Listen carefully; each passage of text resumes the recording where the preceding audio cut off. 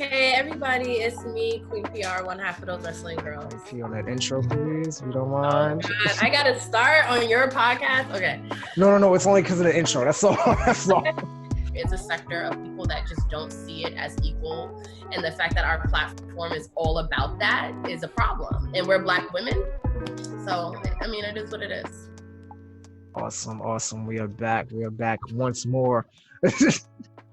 Got a little delays, don't you? But it's all good. We are back once more with the surge from your favorite plugged-in trio. I'm NishoSoul, 1/3 of the team, one half of the name, and we got a highly anticipated one today. Just personally, from this is another podcast, a podcast affair of our beautiful podcast. But I have with me for the surge this edition one half of a really dope wrestling podcast, media journalist, dope individual, period. Super positive. I mean, I got so many descriptors to name, but I have with me Queen P.R, one half of those wrestling girls. P, how you feeling? I'm good. Thank you for having me. For certain. This was long overdue. I'm just glad you were able to join me. Yes, happy to be here. Dig it. So before we get knee deep in everything, please let the people know who you are, what you do, how long you've been doing it. Please get them plugged in. So like you mentioned before, I co-host a wrestling podcast with Krista B. Shout out to her. And we both work in media, and me and Krista have worked together at a couple of different brands, and we realized we talked about was wrestling when we got together. So we should either.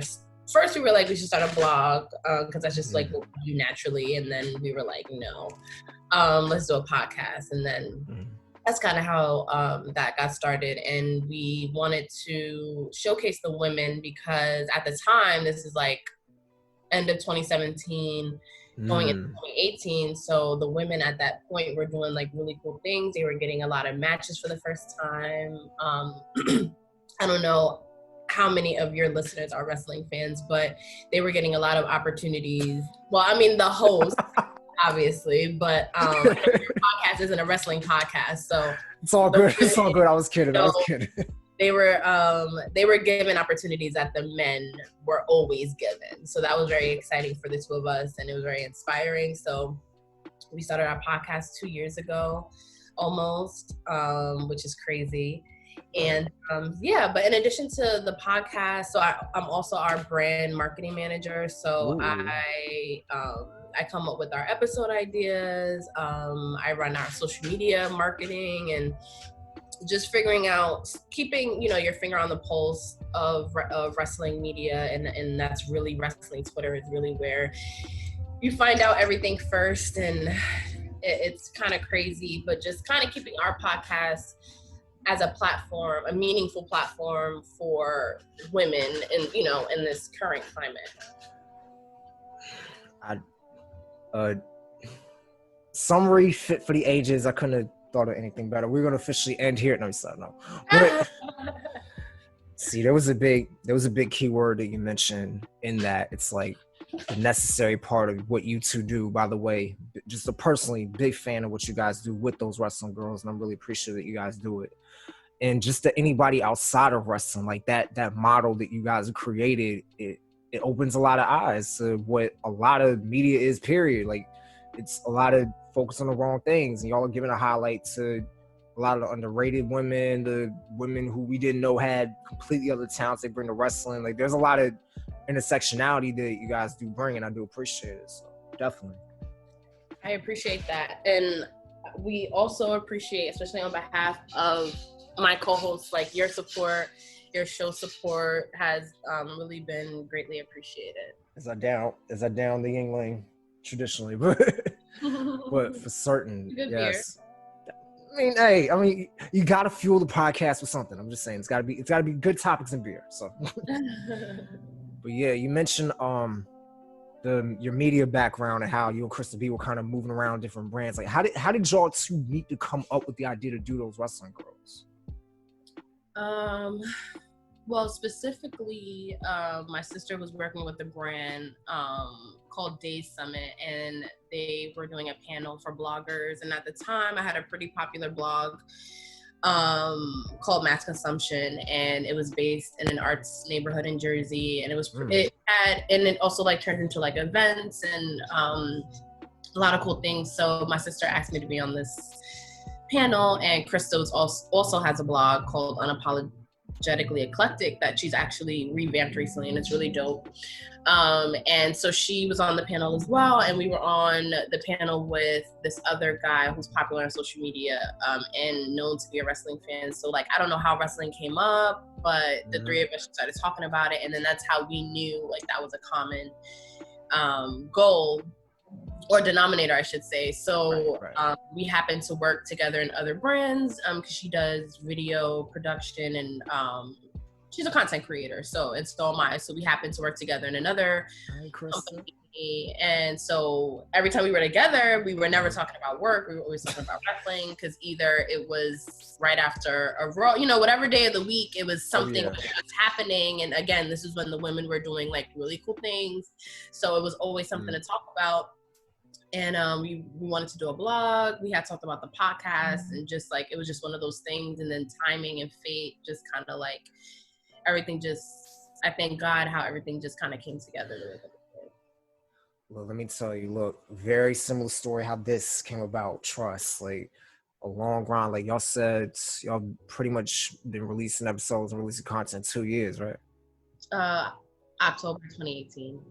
2-year anniversary, yes, Yeah, definitely. very soon I got to start. We had a party last year at a bar, but I don't know what the world is going to be like this year. Quarantine. Right. Like, oh man, it's like y'all mentioning y'all anniversary had us thinking like I'm pretty sure by the time this comes out, like our anniversary will have passed. It's gonna be 3 years. I'm just looking back like, bro. 3 years, congratulations. Yeah. Thank you. I'm just looking back like we would have been in a bar drunk right now. Like, right. I mean, well, not exaggerated drunk, like responsibly. Yeah. I know what you mean, like celebrating, absolutely. Of course, responsibly for the viewers at home. I remember our anniversary party because I was celebrating so much. Celebrating responsibly for the viewers at home. I'm just saying. Absolutely, that's the good thing about living in New York. Shout to New York. It's just crazy looking in the long term like that, just seeing how those wrestling girls came about. It had me thinking as you were explaining just the origins of it. I'm like, that's a lot of what Nick and I had to do when we initially started. And it was off the base of like, hey, we both like music.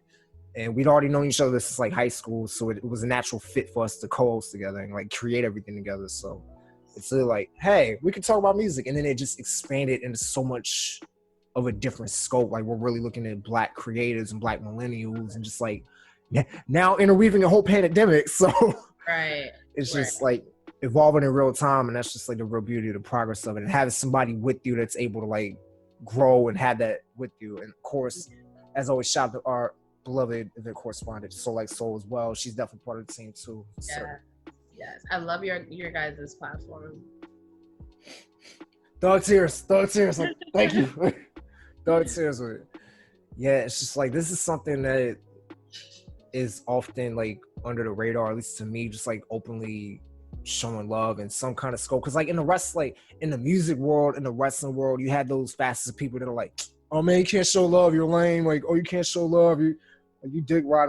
Like how do you navigate through that culture just as a fan of wrestling and then being a podcast fan? Like, how do you navigate through that? I think I've been like really fortunate because as crazy as wrestling Twitter is, like the wrestling podcast community is very supportive of each other.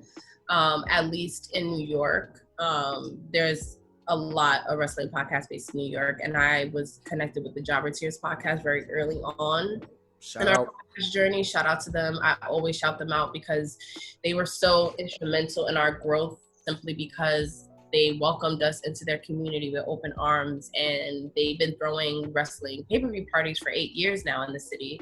I miss them so much. This bar called Legends, and they really have like carved out a really cool wrestling fan of color community, and it's and I speak to so many people. Like, we just did an interview with Britt Waters, who is a sports broadcaster, and she went to a Jobber Tears event randomly. She's from DC actually as well, and she got stranded in New York randomly. Like, I think she like missed the train or something, but she was like, I forgot what pay-per-view was on. She was like, oh shit, I really want to watch it, and like looked it up, and their party came up on Eventbrite, and she walked to the bar from Penn Station and was amazed to walk in and see so many people of color that love wrestling, all decked out in wrestling gear and watching the show. And it was, they welcomed her with open arms. So just having that community was very instrumental for us. And then even online, a lot of the wrestling podcasts it's a very supportive community. We all collaborate with each other. So we've been really good on that. Like, it's never any issue, like showing love with the podcast, like our podcast, for example, like, it's very, on that front of things, it's actually been pretty good. And then because our podcast is so niche, and people really respect that. People respect that that we are two Black women talking about wrestling, number one, and that we are focused on the women. And I noticed, because I look at all our marketing KPIs and stuff like that, like our tweets about the men don't do as well as our tweets about women, because people are not following us for that. You know what I mean? Like, they're not, that's not on brand for us. So it's people love that they can come to our page just to talk about women's wrestling. And that means a lot to us. So I mean, there's always going to be people that don't like what we do. So it's like, like I have a friend of mine that has a wrestling Twitter account that's just for her wrestling Twitter, and like, so she kind of keeps tabs on like if people talk shit about us. And there's always gonna be people that's not gonna like what we do. I've had listeners be disappointed to learn that Chris and I were Black. So there's really a tab of like, let's see how much shit they're gonna talk. Really, like. Yeah, well, because people screenshot tweets, people, you know what I mean? So it wouldn't be on our radar per se, but if someone just regularly on wrestling Twitter and they see that, and there's always going to be people who don't like what you do, especially ones that don't respect women's wrestling. Like, there is a sector of people that just don't see it as equal. And the fact that our platform is all about that is a problem. And we're Black women. So, I mean, it is what it is. It's pretty much let them be mad, let them stay mad, y'all are prospering. That's it. Right. I work with two Black women, so there was no way I was going to do this on my own. So I know exactly what it is. Trust me. Right. Yeah. So that is literally it. And you actually brought up a valid point. Actually, you gave me a really good question to ask you. So with such a radical shift going toward the women in wrestling, and like, okay, let's see if I can paint a scenario. So somebody completely who hasn't watched wrestling like maybe, let's say, a decade and a half, they're one of those people that's like, I started watching wrestling because it's fake. Like, what would be like some of the pivotal moments you would show them to be like, no, this is how much wrestling's changed over the years, where you could actually like be invested in it? Like, what would be some of the moments? That's a really good question. I know mine, but I'm gonna let you go first. Okay. I'm not sure. Well, okay, an example that I would like to give, because I got back into wrestling in like the weirdest way. I started watching wrestling again back in like 2016-ish, but it was more having the network and getting into like the documentaries and stuff like that. And then I didn't start watching it weekly, like every week, until like 27, like the Money in the Bank controversy with Carmella is what made me watch SmackDown, because I was so like, I can't believe a man won the first. I was so pissed. Like, I was like, but I wasn't watching. Like, I would watch I would tune into the pay-per-views, but like I wasn't like watching it weekly. But I was consuming wrestling content daily, if that makes sense. No, I just wasn't watching the weekly product. But then, and I was like really into Total Divas and Total Bellas. And then it wasn't until Daniel Bryan tweeted that there would be a rematch on SmackDown, a Money in the Bank ladder match for, and I was like, I have to watch this because I have to make sure that, blah, blah, blah. And And I watched SmackDown, and that was actually the first Money in the Bank ladder match ever on SmackDown, male or facts. Look it up. yeah, and and then from that point on, I started watching weekly, and then my dad always watched weekly, kind of. So then I kind of got him back into watching it and being nice, invested in it. And then my sister and I, we love watching it every week together. So I don't know. I guess my point is I don't know what will get people back invested, but I will give an example of the Royal Rumble. The last pay-per-view party I went to was Royal Rumble this past year, which was the last pay-per-view party that the Jobbers threw, I believe. And the reason I went was because Royal Rumble is my favorite pay-per-view, and it's in my birthday month. So the Jobbers were really nice enough to kind of make it like a birthday celebration for my sister and I. And long story short, my friend Nia came, who does not watch wrestling. And he came simply off the strength that it was my birthday party, sort of. Hey. And because Royal Rumble is so fun, it's so like, you know, the countdown, and you don't know who's gonna come, and then you get people's reactions to who comes out. You know, he had the time of his life at the pay-per-view party, and he does not watch wrestling because the Royal Rumble is just fun. That you don't excitement. Have to as the match goes on, you start to see who you're rooting for. So he became a Bianca Belair fan, because how can you not? And then so the whole match, now he has someone, he's watching the whole match, he's wondering who's gonna come out, and because he's watched wrestling in the past, like he recognized like Molly Holly when she came out. So it's fun for him. So I guess if I had to recommend, I would say maybe the Royal Rumble, because that's something it's just fun. Like you don't have to watch wrestling every week. You don't have to know the Raw storyline from last week to enjoy Royal Rumble. You know what I mean? So I guess maybe that one. And then you have the classics like, you know, Sasha and Bayley at TakeOver, and just the passion and the emotion, because that's the match that I started to take women's wrestling seriously. And that's no women's wrestling, but I grew up in the Attitude Era, where the women were never looked at as really wrestlers, and you know, I knew of the Beth Phoenixes and stuff, but I wasn't watching wrestling during that time. And then also they still were not put on the same pedestal as the John Cena of that time. They were still getting, you know what I mean? Like they were never looked at on the same level. So I never looked at a women's match or had so much emotional investment in watching a women's match until I watched that TakeOver match, where I was like, oh my God, am I enjoying this? Moved? I was like, oh my God, am I like moved by this wrestling match? And then I didn't know who Sasha Banks was at the time. My boyfriend at the time saw how much I was getting into wrestling, and was like, and he knew how much I love just seeing women prosper, female empowerment, and all that kind of stuff. And he would just always say like, and I love documentaries, so I was just like, I don't need to watch what they're doing or whatever. Right. Because my thinking is the women are doing what they were doing before. Like I don't need to watch that. But he was like, no, you gotta watch NXT. You gotta watch what the 4 Horsewomen are doing in NXT. And I'll be like, oh, because I had the network. So he'd be like, yo, just watch NXT. And I'll be like, okay. And then on Twitter, I saw the hypeness of this TakeOver match. So I was just like, okay. And I watched it. And I was like, oh my God. It's beautiful. So good. And I didn't know who Sasha Banks was at the time, but at that point on, I was like, oh my God, like this, like she was the embodiment of like women's, what that new phase for me in that time. I was like, okay. Exactly. I was like super late, but I was like, okay, this is that next phase or whatever.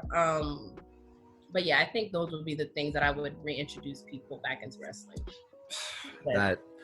No, you articulated it well, definitely. Like a lot of those were actually some of the reasons I was going to say, because like I remember when I got back into it myself, it was like college 2011. It was actually right before The Rock came back. Like before he came back after like that long hiatus. Like I didn't know anything about like the current roster. I just knew the Attitude Era, and like all the catching up in between is actually really interesting, because I found out a lot of stuff, and then seeing The Rock come back, and then I'm like, Cena, who's Cena? And now I'm looking him up, and I'm just like, this man's great. Why is everybody hating on him? And like, and then it led me to like look back at like a lot of the women's matches too. I'm like, man, when they got done dirty. And then it's crazy, because I was really starting to get interested again in women's wrestling between when I saw Naomi debut. Around the time AJ and Paige were really like more rivals versus like being like frenemies. They were like more rivals, and Oddly enough, and this might shock you with this, you know, because I already know y'all love the Bellas, but the match that really had me like, okay, I actually want to pay attention to women's wrestling again. It was a triple threat with AJ, Paige, and Nikki. It was really good. Like, it was. A lot of people talk about how like good that match was. Yeah, it was between that and the payback match with Caitlyn and AJ. Because like the story between them is honestly what drew me back. I'm like, okay, I'm seeing them actually be the best. Like, no, I'm the best. No, I'm the best. No, I'm gonna outdo you. Prove I'm the best. Like, it was more that competitiveness, and then, you know, getting back into it, I'm like, okay, we're the woman of color, and then I'm seeing Naomi, I'm seeing Cameron. Eventually, you know, you got your Oscars and everybody, but it was just that's what really drew me back in. Just seeing like the combination, like the past, of like how The Rock came back, and then the present, like where they were going with everything in the WWE. So definitely, long way indeed for how the women have come. Let me tell you. Very much so. In the wrestling industry, period, it's insane. Whew. Like, you know, look, it's all part of being a fan in general. You know what I mean? It's crazy. Now to that, and you definitely mentioned Twitter. I feel like you elaborated a lot of what role Twitter does play in a lot of what we do and enjoy wrestling. Like being a Black wrestling fan on Twitter, and then being a content creator through Twitter. Like, how's that experience? It's interesting because I genuinely like Twitter. Like, even before we did the podcast, like I was always on it, and I always would live tweet from my personal page. So I just started doing the same thing on our podcast page. And then I started to see us getting like more and more traction. And I was like, wow, like, you know, people are really responding. And then seeing like 85% of our traffic on our YouTube and our podcast comes from Twitter. So once I learned that, I was like, okay, clearly I need to be engaging this platform more, because that's where people are actually clicking to hear our podcast. Right. So I just started making sure that there's always engaging content on our page, always going out, like to where like no matter what time of day it is, you're going to be engaging with one of our posts, whether it's a question, whether it's like whatever it is. But it's really cool to also build that, like the Jobbers also inspired me. Like, it's more than just producing a good podcast. It's also about building that fan community, which is like engaging. Really it's engagement. Exactly. It's like having that and just having like that group of people. And then so many people, you know, DM us saying that they got back into wrestling, and being able to talk with us about it has, you know, really been a plus, or they stayed on Twitter because of our platform, or a lot of things to that effect that we get, especially during the quarantine. People are just like, you know, you have no idea how much your content has, you know, saved me during this. Or I had a frontline worker that said, like, you know, they worked overnight, who was like, you know, binging your show really, you know, helps out. And one girl tweeted, you know, just the other day, I think her name is Hanaya, and she said, like, you know, you have no idea how many people you're helping. You don't even realize that you're helping. Facts. So being on Twitter and being able to engage with people that appreciate our content in that way is so meaningful, because, you know, Chris and I are very spiritual people. You know, what we do to, you know, being able to talk about wrestling is honestly like a pleasure. And if that is actually like helping people, it's like, that is such a blessing to us. You know, for example, like Naomi. So one thing that really tipped our podcast like to the next level was last year night we did a spotlight episode of Naomi, and this was during her hiatus. Check out those Wrestling Girls episode about Naomi. It's really good. Thank you for that. And we released it during her hiatus. She was going through a lot of personal things at the time. She had lost a close family member, like her husband.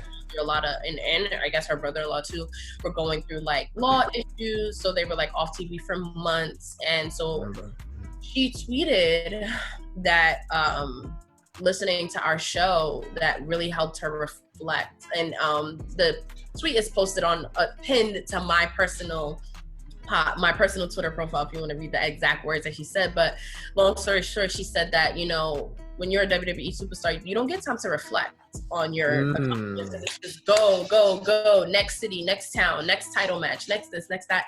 And I've heard a lot of superstars say that, like, you don't really have time to really, like, reflect on your little micro accomplishments that your fans pay attention to.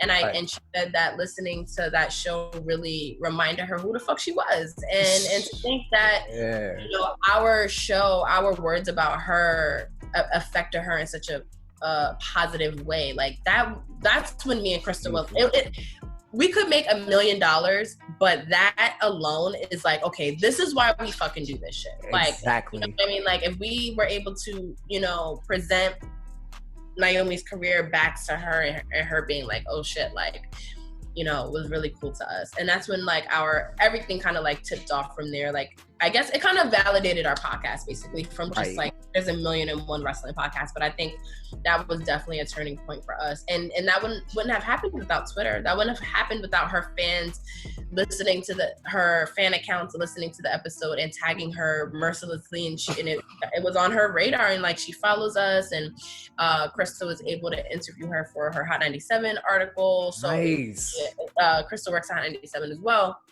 So it just opened up, you know, I always talk about Twitter in high regard because the business of Twitter, I've made so many connections and made so many business opportunities through Twitter. Like, it is such if you use it right, unfortunately, you got to be on it a lot. And a lot of people aren't built. Like, I get it. Like, my co-host Krista B, for example, like, she's not on Twitter, like, unless she has to be, if that makes sense. And I get it. Like, that it's not for everyone, but there's a lot of opportunity there. And I always big up Twitter, especially Black Twitter, because that is a lot of influence there. Shout out to Black Twitter, cause yes, that's why when Twitter posted, like, on their main account about, like, Black Lives Matter, and a lot of people were like, yeah, because without Black Twitter, like, look, we all just hit the collective side eye, right? Like, shit, without us, where's pop culture? Like, but that's another conversation. We'll save it for off camera. Off interview. Yes. Just the beauty of it all, just how those connections managed to happen, and like I didn't even know about the Naomi tweets. I really looked at y'all content. I was like, oh shit, they're the podcast that Naomi was talking about. I was like, oh shit. And then the article you just mentioned with Chris, I'm like, oh shit, Chris is the one who wrote that one. It's like all the pieces kept coming together. I was like, oh shit, that's the same Krista. Oh shit, that's the same Queen P.R. And then it was another interview I saw, not another interview, but it was like a video. It was the birthday interview with Big E. I didn't realize it was you. I didn't realize it was you. I was like, oh shit, that's Big. Yeah. I was like, thank you, wrestling / Black Twitter. I'm here for it. Right. It's very efficient. Big time. So I wanted to, like, at least go into something at least a little bit more fun, you know, at least showing both of our love of wrestling. I wanted to do a couple things, actually. So one, I was thinking you named 3 wrestlers that you would want to be, like, just if you had the opportunity, 3 wrestlers. One you would have to be in the ring with, like, have a match. One you'd be on the mic with and cut a promo, and then one you'd have as your manager.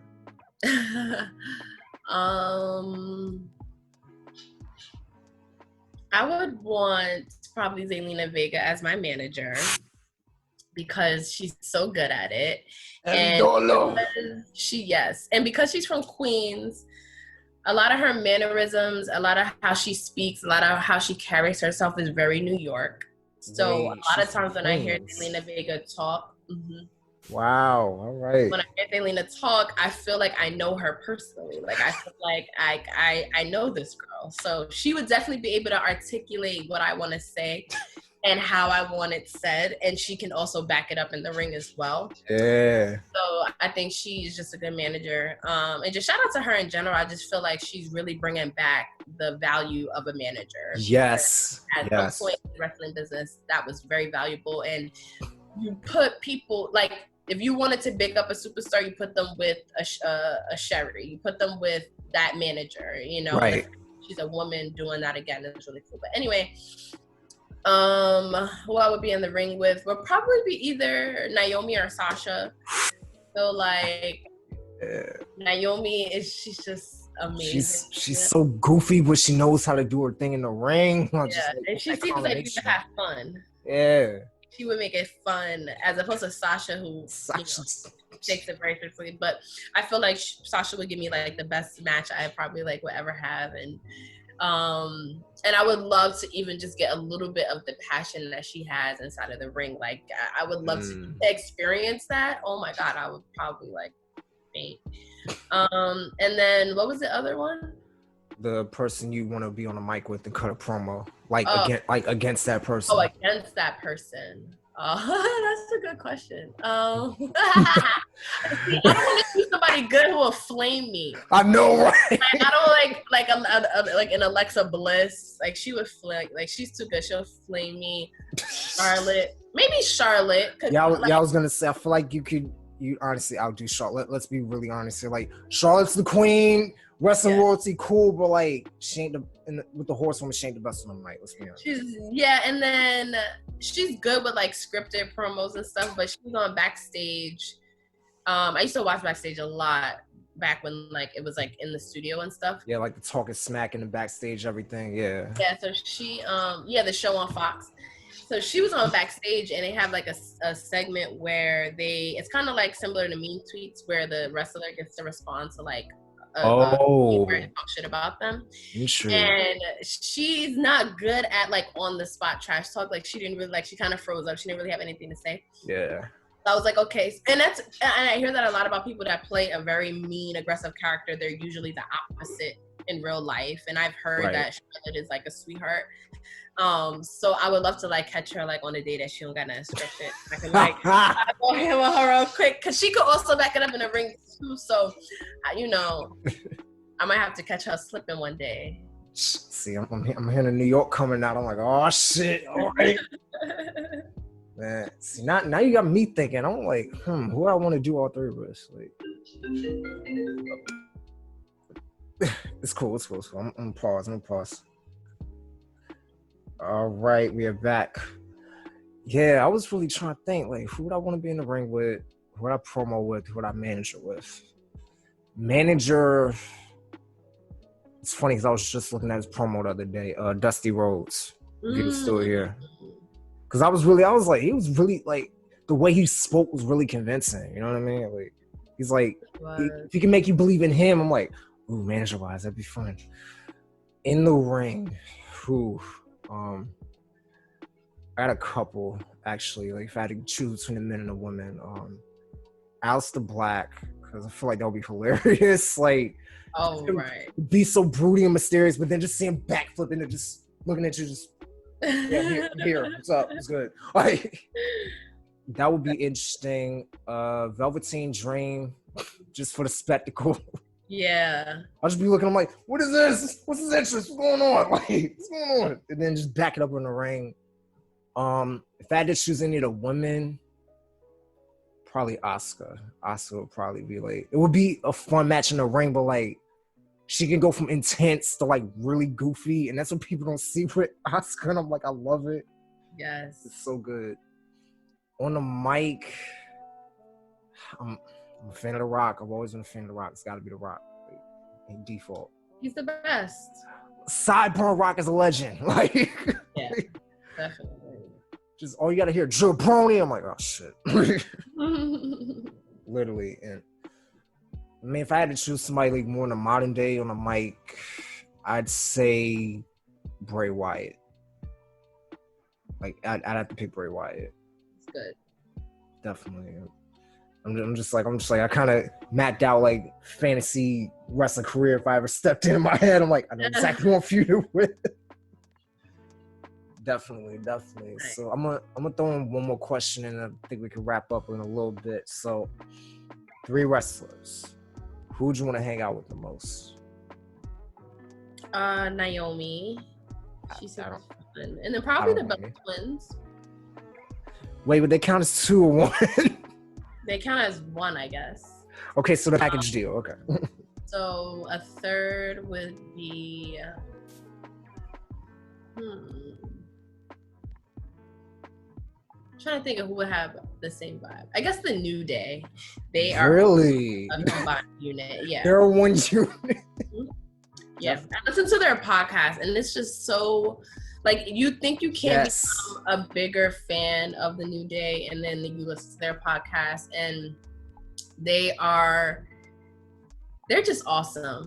They are so awesome, and they seem really fun, and they like a lot of the same things that I like, which is another thing that makes them so relatable, is that between all three of them, you're gonna relate to one of them in some sort of way. Like, you know, me and Big E both like Seinfeld, and me and Xavier Woods both love The Golden Girl. Like, it's just, I know that I can have individual fun with each, like, I know we have mutual interests. I know that would be fun. The same with the Bella twins. Like, I see a lot of similar characteristics as far as just ambition, female empowerment, and just that makes being career minded, and just especially after reading their book, I would definitely have a lot of good conversations with them that would have nothing to do with wrestling.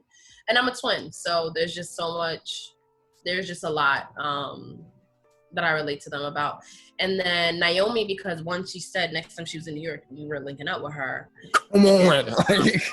That she also said that in the tweet. Read the tweet. She said next, because and that's how I read the tweet. And what's exciting is that we don't say that, like, we say in the show, like, jokingly, like, you know, next time in New York we link. We don't say that go very far into the episode, so that also was proof that she, like, listened to it. So that was not something I was just like, oh my god, like, but, like, in the tweet she's like, I'm gonna hold y'all to that. Next time I'm in New York, we're linking up. So and she just seems fun, and I feel like we listen to the same music. We the same vibe. If you catch my drift, like, you know, we can have a lot of fun together. Definitely.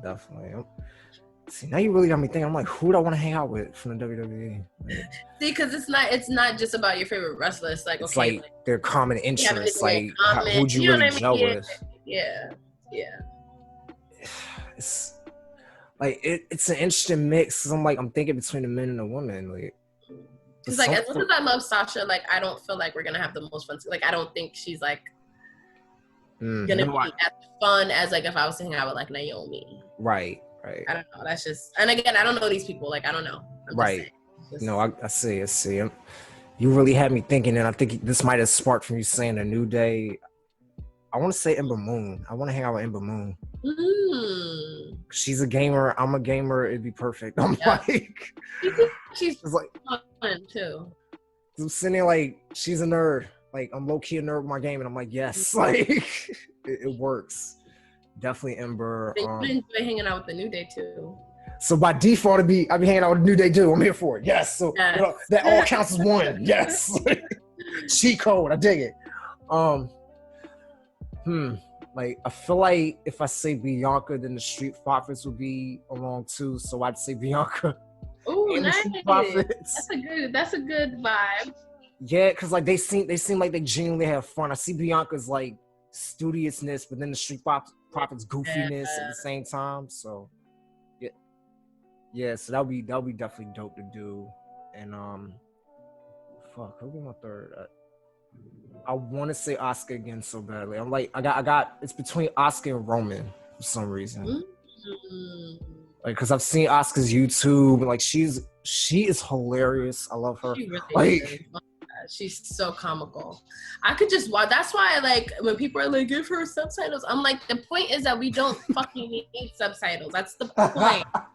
Like, I think it's so much funnier that I don't know what the fuck she's saying. And exactly. She's off, like, and she says, like, certain things that you can, like, get the gist of what she's saying. Right. It's the intonation of how she says it. So funny. Like, yes. I remember because my dad didn't watch NXT because he doesn't have, like, a device to watch the network. He's very old. Right. So I remember always kind of telling him, because I thought, but her feud with Ember Moon, I feel like Asuka was very comical during that. Golden. It was golden. So funny. And so I would tell my dad, like, yo, Asuka is funny. And then she came to the main roster, and, you know, my dad was like, okay, like, who's Asuka, basically? And I was just like, she's funny. But at first, they weren't really showing her personality. This was during the streak. She was more aggressive. She was more like, you know, supposed to be, like, you know, mean and vicious. But now in the past year or so that she's been showing, like, her personality, now my dad can see what I meant by her. Like, yo, she's funny. She don't even have to say anything. Exactly. It's like her mannerisms and how she says the way she says it. I'm like, Asuka's shady. She's shady as hell, and I love it. Oh my god, she's so good. When she slapped Charlotte the other week, I was like dead. I loved it. Legends, just the little nuances that make you love wrestling and just endear you to everything that's going on. It gives you such a bright outlook, you know what I mean? But definitely, I could go on about this forever. I think I'll save it for off camera, but for the time being, Queen P.R, those wrestling girls, I thank you very humbly. Thank you so much for having me. Most definitely. And if you would be so kind, just let the good people know, if you haven't already, you know, through the slow mentions of the tweets you already mentioned, but let the people know where they can find you, what you got coming up with those wrestling girls. Please get our lovely people plugged in. Yeah, so you can find those wrestling girls on YouTube, Spotify, Apple Podcasts, everywhere you get your podcast, basically. We're very active on Twitter, so if you watch wrestling, definitely live tweet with us. It's really fun. Yeah, I think that's it. We're on Patreon. We have a lot of exclusive content on Patreon. We recently released an interview, a women in wrestling interview series that we do. We just dropped a whole new release of interviews, so check those out. And this month and next month, 100% of those funds go to Black Lives Matter organizations or LGBTQ plus organizations. So yeah, and we have something really, really dope coming on Patreon. Like, we have so much fun stuff coming. So please follow us and stay tuned. Yes, indeed. So conveniently enough, where you can find those wrestling girls everywhere, we're the same mofos. Spotify, Apple Music, Apple Podcasts, Radio Public, the important one. I can't stress it enough. Yeah, you can find us everywhere you look up the Soul Podcast, as evidence on my shirt. I don't know which way my camera's flipped, but it's all good. Soul Podcast, where you can find us. We got content on our IG, which is the Soul Podcast. Twitter, Soul Podcast. It's mostly me kind of talk shit, but not really. But more recently, we've been more encouraging due to the quarantine, just everything being so heavy in the world, and just like trying to make sure we pushing our content just to at least alleviate everything that's been going on. So like, definitely, if y'all have a chance, support those wrestling girls and make sure you give back. Support the Soul Podcast, and we'll continue to give our resources to be able to give back as well. You can follow me personally, NishoSoul everywhere. That is NishoSoul. Y'all know the spiel. I have to do it every time, but music on all streaming platforms. We got a lot more content coming. Maybe a little something for the year anniversary by the time this comes out. More But from Queen P.R and the lovely co-host Krista B of those wrestling girls, from myself, NishoSoul, and my beloved team, Nicole on the SolLikeSoul of your favorite plugged in trio, we will see y'all the next time. Thank you for tuning in for another edition of The Surge. Be easy. Be safe. Wash your hands. Wash your ass, please. Peace.